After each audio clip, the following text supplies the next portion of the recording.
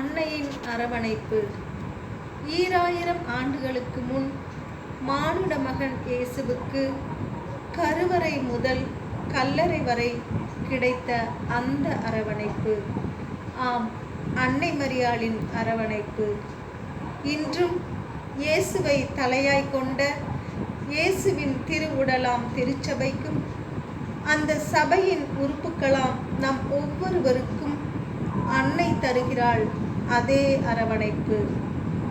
நம் உள்ளங்களின் தாகத்தை அறிந்தவளின் அரவணைப்பு, நம் எண்ணங்களின் வேகத்தை உணர்ந்தவளின் அரவணைப்பு, நம் துயரங்களின் ஆழத்தை புரிந்தவளின் அரவணைப்பு, நம் துன்பங்களின் அகலத்தை அளந்தவளின் அரவணைப்பு, தனது நீல நிற மேலங்கிக்குள் நம்மை பொதிந்து வைத்து தன் மகன் இயேசுவிடம் நமக்காய் பரிந்துரைத்து நமக்கும் இயேசுவை காண்பித்து கொடுத்து அந்த அரவணைப்புக்குள் நம்மையே மூழ்கடித்து நம்மை நாமே மறக்கச் செய்து இயேசுவுடன் ஒன்றாகும் அந்த தருணத்தை நமக்கு உணரச் செய்யும் அன்னை மரியின் அந்த இதமான அரவணைப்பு.